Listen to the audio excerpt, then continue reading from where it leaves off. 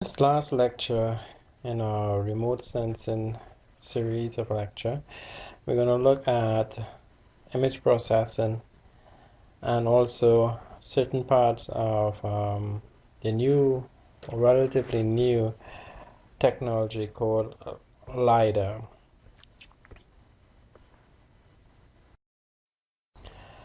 Now, in our satellite images, we typically will have to have the image, the raw data, post-processed. When the image is taken out or captured by the various sensors, the reflective energy, that frequency, is converted to a set of digital numbers.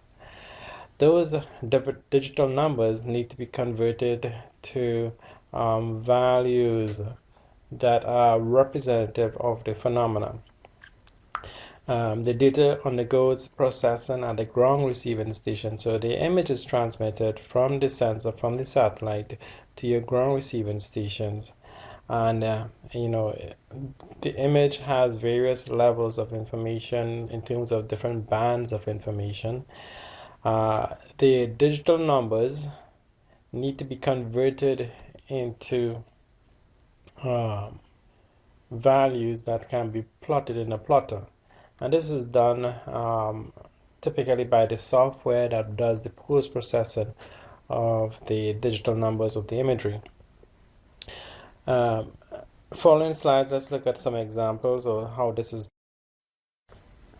Now, in order to process your raw data from your various sensors, from the satellites, there are a number of image enhancement processes. And what you see here is a short list of a very extensive list of enhancement tools. And when we say enhancement, is making the image that is captured by the sensor in a form that is more presentable, and also in a form that has the spherical nature of the Earth's surface, the correction associated with that applied to the imagery. Also at the level of detail that is required by the various users in order to remove noise, unwanted glitches in the image, where it can be removed. And also, if you want to display certain image at a wide range of colors that our computer facilitates us to do, and the remaining other tools will go into in much more detail. So let's look at each one of them. One of the common methods of post-processing, or one of the common tools post-processing the imagery, is called your radiometric correction. It involves applying a tool that will improve the image in its entirety, applied at first instance to compensate for any variation in response or malfunction in detectors. So if we have one or two of the few hundred of detectors that is on our sensor malfunctioning, this radiometric correction can remove or correct for those malfunctioning detectors. And what it does is typically would take the values of the neighboring cells of where the digital numbers are inaccurate. It will take the neighboring values of those cells and apply a filter such that it would correct for the incorrect digital numbers by using the neighboring values.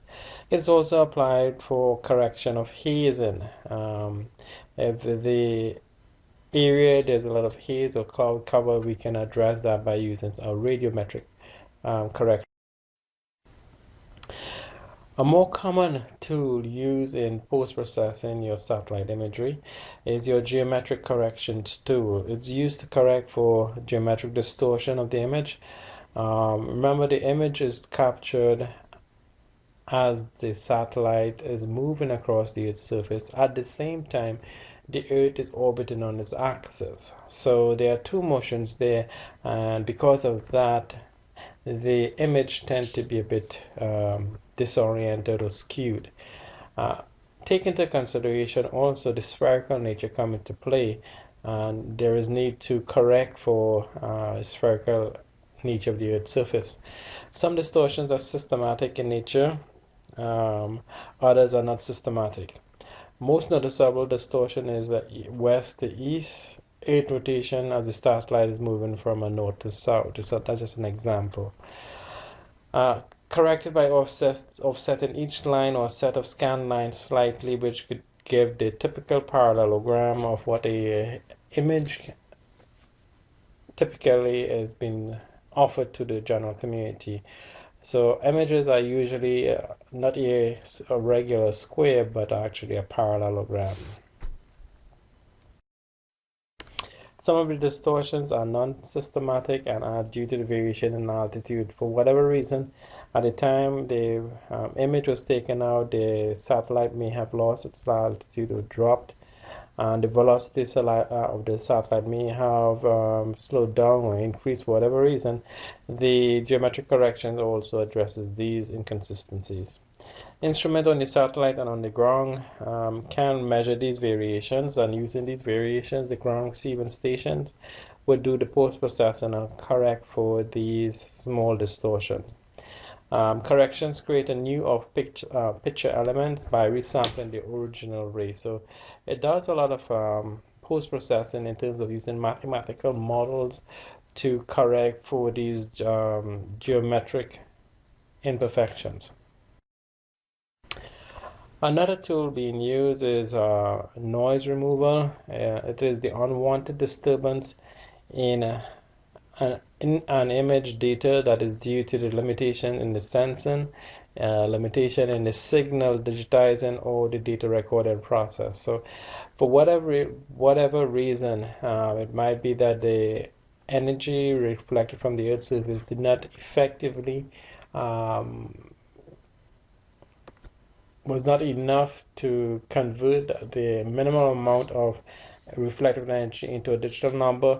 However, it was still recorded, and it's a poor representation of in an image. We can use noise removal to improve upon that. Signal digitizing also is another form where noise removal is addressed. Or if there's a problem with the data recording process, we can use some noise removal tool to address that problem. Possible sources of noise on your image can be a drift, a periodic drift, or the detectors might be malfunctioning, or there might be some electronic interference when the reflected energy was reflected from the Earth's surface and on its way back or being captured by the sensors or on your satellite. It can degrade or mask the true radiometric information content.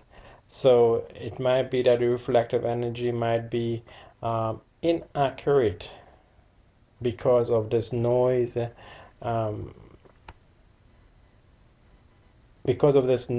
being introduced into the reflected energy.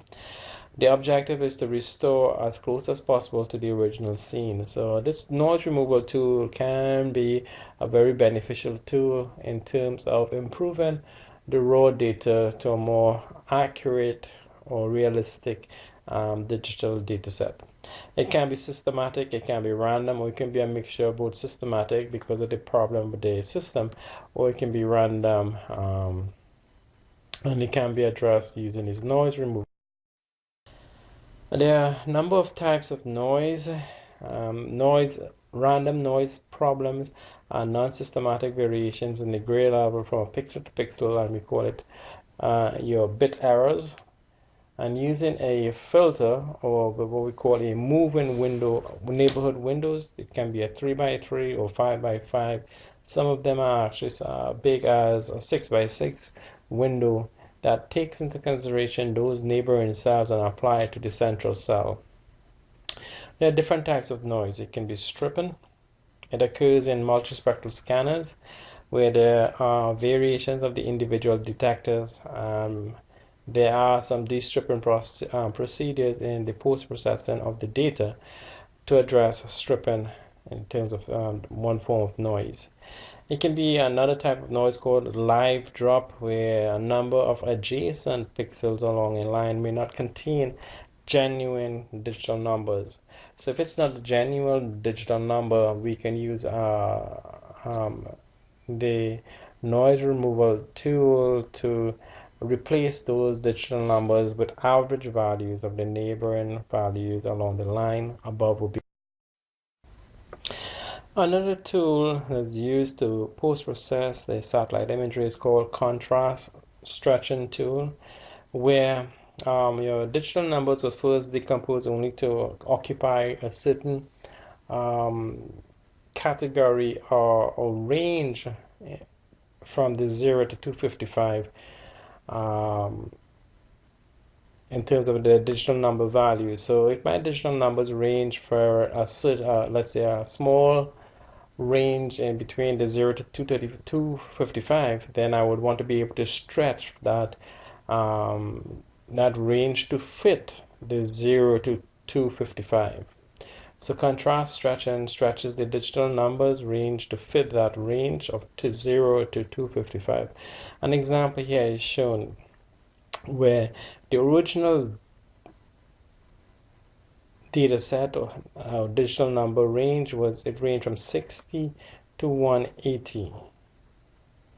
Now, in order to have a better view or better interpretation of the data set, this contrast stretching tool will take the 60 to 180 to stretch across the 0 to 255, and it's a wider area or displaying of your digital numbers, and it makes the imagery easier to interpret.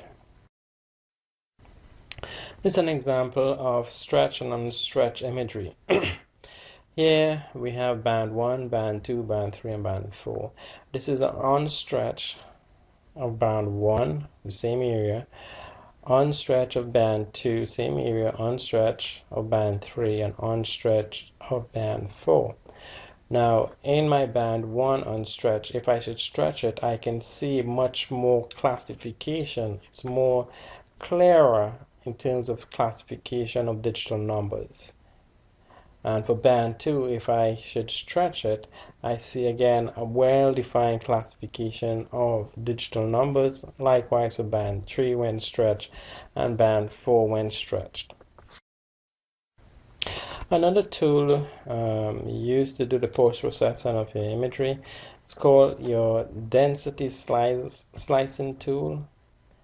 And what this tool does is that if I am interested only with a specific set of digital numbers, what I'll do is set a threshold where all the values below the selected threshold are given below or above that threshold. I'll give those values a value of 1, everything else a value of 0. Now, so it's like defining a specific class of interested digital numbers, and I'm going to assign that selected threshold, and it can be in reverse. If I'm interested in the selected threshold, I want to assign a value of 0, I'll do that, and everything else I'll give a value of 1. Or it can be the reverse. Usually it's the interested digital numbers will be assigned a value of 1 and everything else 0. This process can be carried further using several thresholds. If I'm interested in, for example, digital numbers between 10 and 20, and then from 50 to 60, I will assign a value of 0 and say those are the interested digital numbers, and everything else is going to be a value 1. This process of reassigning digital numbers is what we call density slicing. On some books or in journals, we call it recoding. Spatial filtering is another tool used to post-process the data, satellite data. It's all in some book it is referred to by a process called convolution passes. It involves using moving matrix or filter of usually a 3 by 3 or matrix or 4x4 matrix or 5x5 matrix. Pixels over the image so that every image pixel in turn becomes a central pixel. So it does like sort of a moving average or moving filter across the entire image pixel by pixel, getting the neighboring values and applying it to the central cell. For each position of the matrix, various simple mathematical calculations. It can be an extensive mathematical process being applied for each individual pixel, take into consideration all of the neighboring values for the and applying the neighboring values to the model and the results of that apply to the central cell. These new values can be used to create a new pixel array and therefore a new image. So your raw data is going to still be untouched, and from that you can generate a new image. Popular filters is a 3x3 format. It's called your low pass or your smoothing filter. It calculates the pixel array mean, and it does a lot of it removes lines or any noise that might be obvious across an image. There's also a high pass filter. It subtracts the low pass values from the original central pixel and sharpens the image. It's good for edge enhancement. It's also called edge enhancement filter. So this is a better compared. High pass filter is much better than your low pass. In terms of processing, this high pass filter will take much more time as opposed to your low pass filter. There's also another filter called a textual, a standard deviation filter, and there are various kinds. And I give you an example here, finding the standard deviation of the pixel array and applying it to the central pixel position. It results in low values for smooth areas and high values for rough textured areas.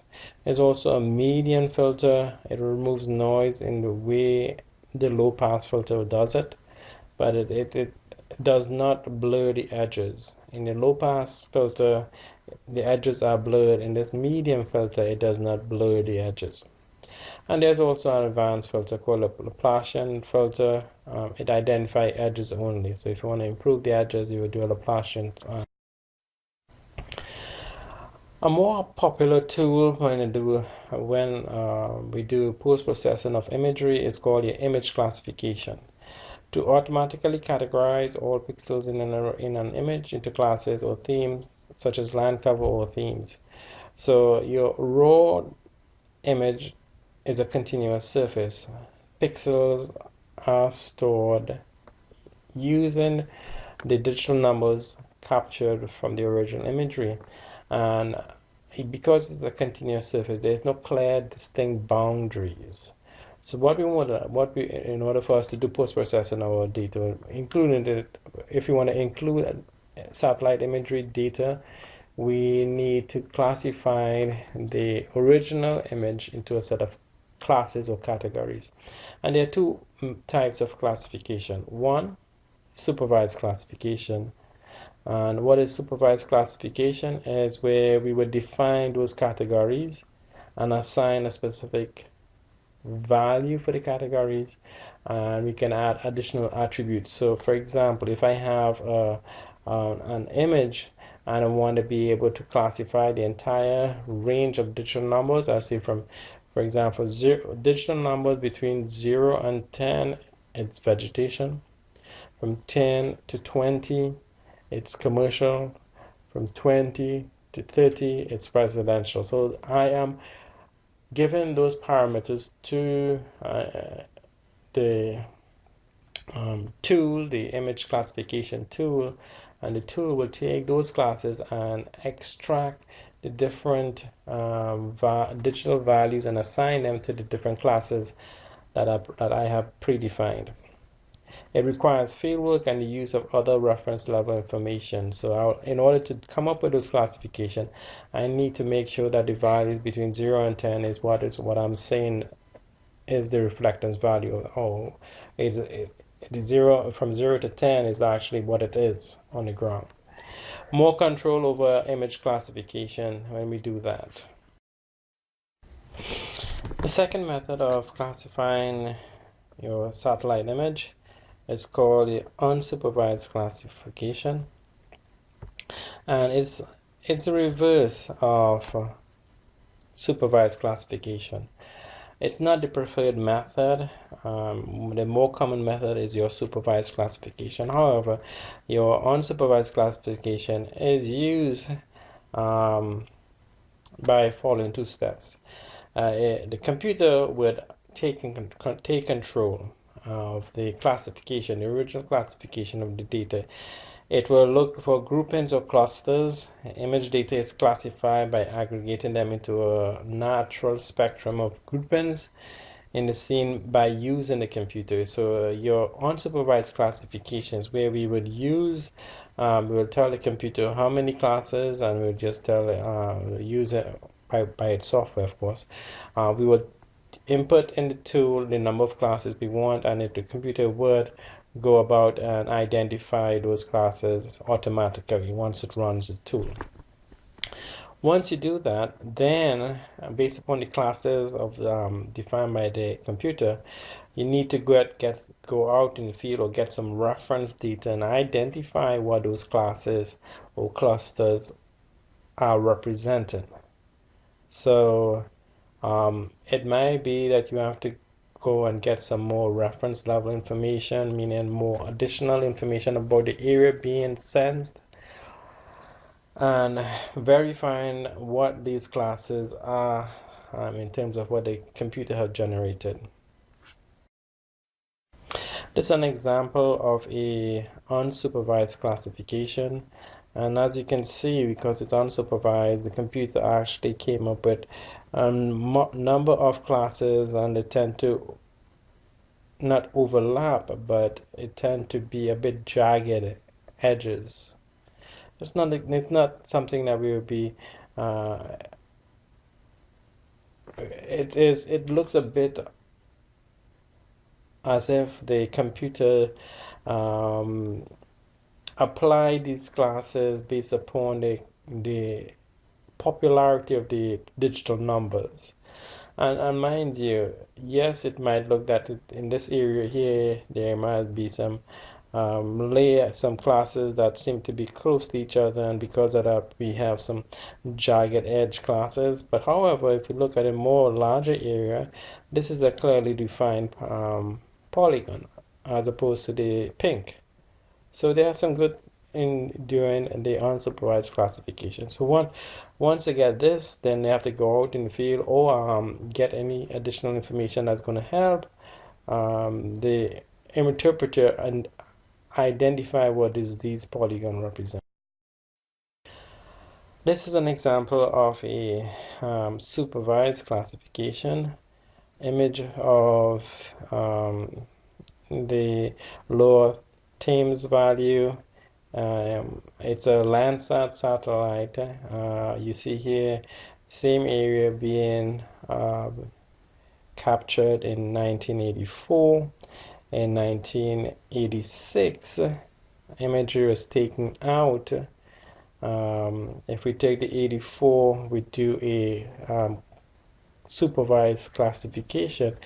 Here in the original image, it's not clearly defined in terms of the classes, but here, yes, it's clearly defined. And if you look around here, there is a distinct or more clearly defined classes as opposed to the original image, which is not clearly defined. So the same thing is done in 86. The original image was taken and they do a supervised classification, and again it's clearly defined in terms of different classes of information being displayed. Very useful, and it's more controlled. Now, let's look at the second part of this lecture, looking at LIDAR. It's a common tool being used, it's a concept, and concept is applied via some tools. LIDAR, it's commonly used, and its popularity is becoming more and more popular in various professions. LIDAR, the acronym means light detection and ranging. There are a number of instruments, and the instruments typically, and this is a general description of what LIDAR instruments about. It transmits light out to a target, and that light is reflected back to the same instrument. The transmitted light interacts with and with the particular phenomena being measured, and its direction is captured in terms of the change by the target. Some of the light is reflected or scattered back to the instrument where it is analyzed. It is that reflected light energy generated from the LiDAR that is used to map the phenomena. The change in properties of the light enables some property of the target to be determined. And also what is also being determined, which is common in all of the LiDAR technology, is the time for the light to travel out to the target and back to the LiDAR, which is used to determine the range and the direction. And there are different types of LiDAR, which we'll talk about in a while. In this slide, you see LiDAR. What is LiDAR? It's light detection and ranging. And LiDAR is used in forest services, for example. It's faster, efficient, and what they do is the LiDAR energy is sent out from the instrument onto the canopy of the forested area. Some of it is penetrated, and some of it's not. And as in this diagram here, you would see laser travel time plotted against your energy. A lot of the time reflected light energy is because of the thickness of the canopy is reflected back to the sensor. Some of it penetrates it, and when it reaches the ground, that energy is reflected back to the LiDAR sensor. So a lot of this information, the canopy, the height, and also the ground height, is also captured in LiDAR. LiDAR sensors measure elevation by bouncing laser off a surface and measuring the time the light pulse takes to return. So very, very useful. What can you do with LiDAR? We can measure distances, we can measure speed, we can measure rotation. We could also, a lot of people don't know about this one, we can measure using LiDAR chemical composition and concentration of a particular phenomena. If you want to measure, for example, the thickness of a particular type of cloud, we can use LiDAR to measure that, and I'll explain how that is done. So LiDAR is commonly used to measure distances, speed. Most of the applications here, but there are quite a few applications using LiDAR that we are not too well informed. A LiDAR sensor transmits and receives electromagnetic radiation, so it transmits, so it's an active sensor. But at a very high frequency. LiDARs operate in the ultraviolet, visible, and infrared region of the spectrum. So it generates this energy. It's an active sensor, sends it out to the particular phenomena. It's reflected back in a short period of time. From that, we're able to generate images. LiDAR transmits and receives electromagnetic radiation, but at a higher frequency. It's a laser, while the receiver is an optical telescope. So it's a laser together with a telescope in the hardware itself that does the capturing. As I said before, LiDAR operates in ultraviolet, visible, and infrared parts of the spectrum. So a wide number of bands of information can be obtained from LiDAR. Different kinds of lasers are used depending upon the power and the wavelength required. We can use a continuous laser, continuous wave laser. It's like a light bulb where when you turn on the light, it's continuous, there is no flickering. Or it can be a pulse laser, like a strobe light, on, off, that sort of scenario. Now, the pulse light is going to consume less energy as opposed to my continuous wave energy LiDAR. For some LiDAR application, more than one kind of lasers is used. Depending upon the application, I can have a continuous wave or a pulse wave. It all depends. How LiDAR works? Well, the receiving system records the scattered light received from by the receiver at fixed time interval. So your LiDAR sends out the signals, and that scattered energy, a large proportion of it is returned back to the receiver, and the time is noted. LiDARs typically use extremely sensitive detectors. So these detectors are called your photomultiplier tubes to detect backscattering of light. They're very accurate. Photo counts are received and recorded for fixed time interval during the return pulse. So in LiDARs, they're equipped with a very accurate time measuring device. And of course, using the speed of light, all of that is used in doing the computation of the distance, the directions. Note that the times are converted to heights, which are called your range bins.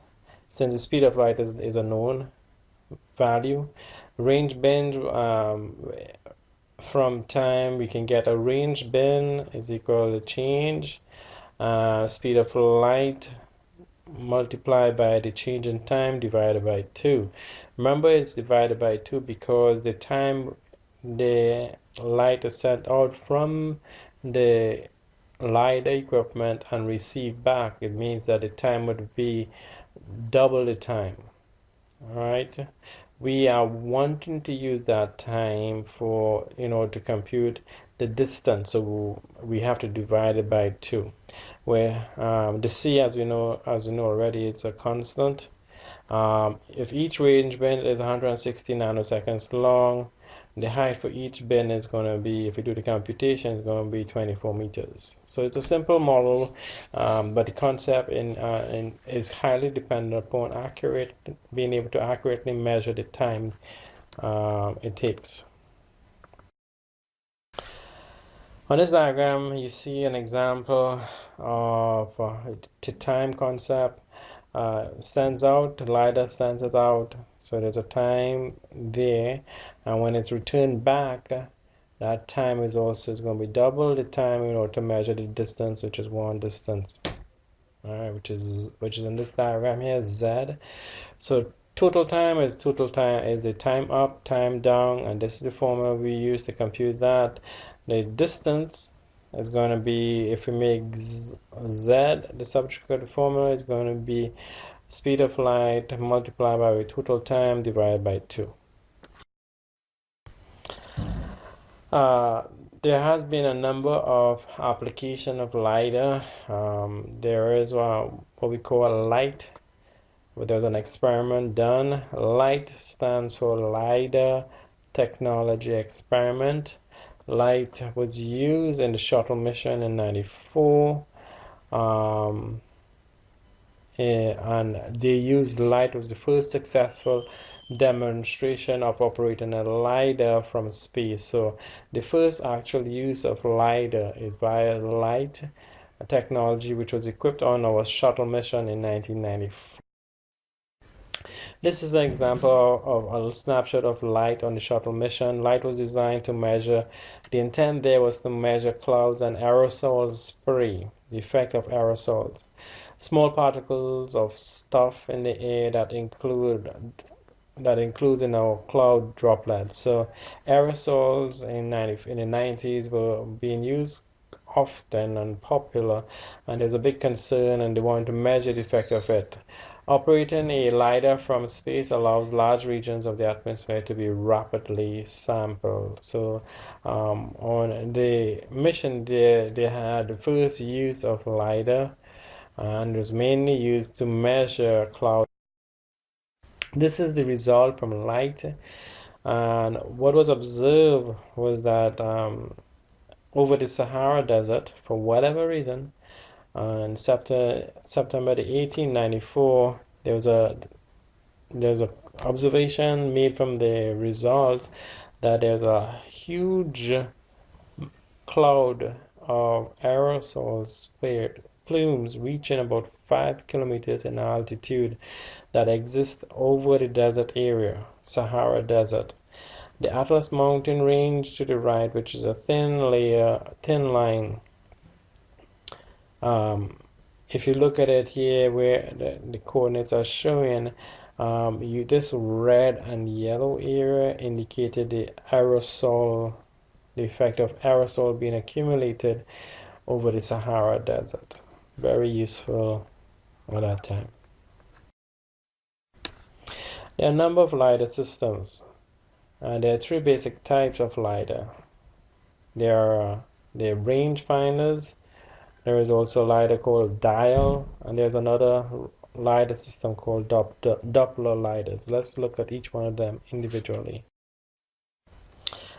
The first type of LIDAR is your range finder LIDARs. They are the simplest LIDARs of them all. They are the most common or popular.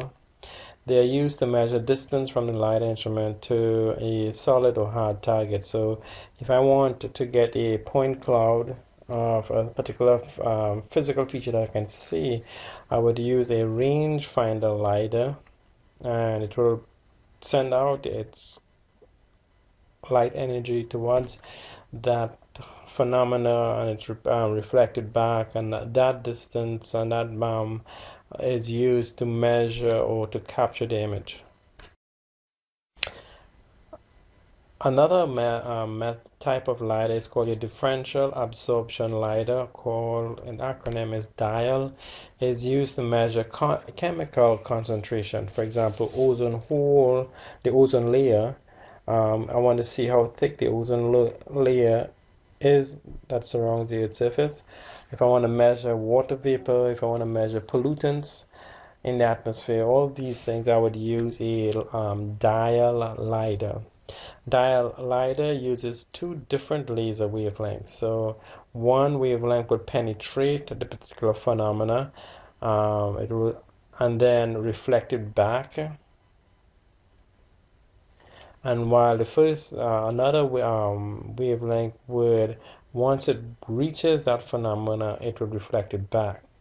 The difference in intensity of the two return signals will be used to deduce the concentration of the molecule being investigated. So dial LIDAR is a bit more expensive because, by the way, its operation, two light energy at different frequencies are needed in order to measure thickness of that particular phenomenon.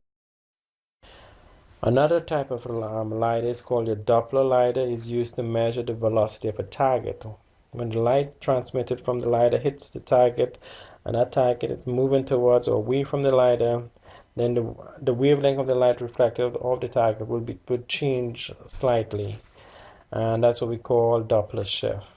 So we do have a Doppler LIDAR, and it's used to measure, for example, wind velocity or the velocity of cars.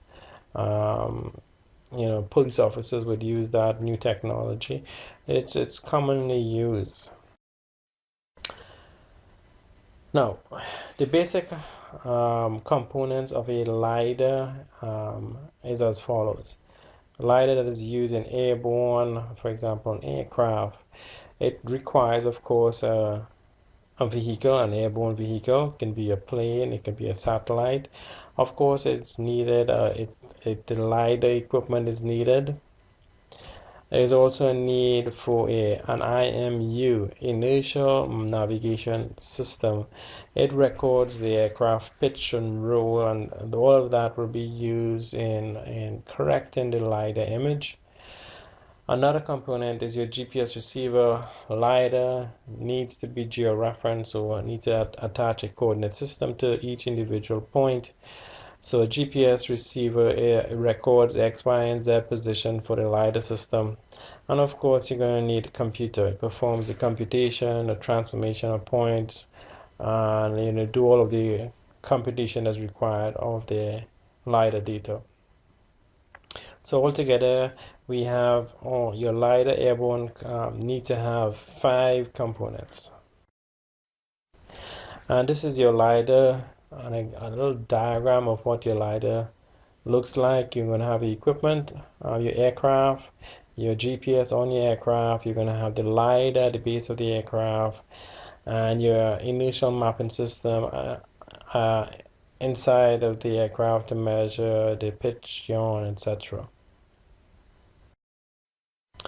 Final result from your LiDAR system is the coordinates of a dense pattern of ground points and an image of the ground points. Current LiDAR accuracies range from 10 centimeters to 15 centimeters, and this has improved. There are also millimeter accuracies nowadays, and some of them are actually to the um, to we anticipate that accuracy, millimeter accuracy, is going to be improved over the years as the LiDAR technology is becoming more and more popular and more better and accurate. This is an example of a LiDAR data set, and it's a point cloud of all of the points being captured, or there's an X, Y, and Z value for each point. Um, It looks quite similar. If you didn't know that it was a LiDAR image, you might say that's an aerial photograph, but it shows the river pattern and the delta and the mouth of the river. So it's very detailed. If you zoom in, you're going to see individual points. So very, very useful. We can extract a lot of information. We can make measurement between points. We can draw features from that because each one of those points, it's millions and millions of points. But each one of those points will have a X, Y, and Z value. And because of that, we have millions and millions of points. Your point cloud in your LiDAR data requires a lot of storage space. Another example of a LiDAR map showing the different parts of the spectrum being captured, drainage network, and you have points showing up. For each point have an X, Y, and Z value. Infrared portion, ultraviolet, things like that. So very, very useful. This is in Washington area. Another example of LiDAR in forested areas used by forest services where they are measuring heights of trees and also from the reflected light energy they will get the heights of points on the ground, and they can extract the points and create contour line maps, which is very useful for the forest service. All right, this concludes our talk about remote sensing and image processing and also LiDAR. Please download the notes page, go over the material, make sure you understand it, and that concludes this lecture series with regard to Introduction to Remote Sensing.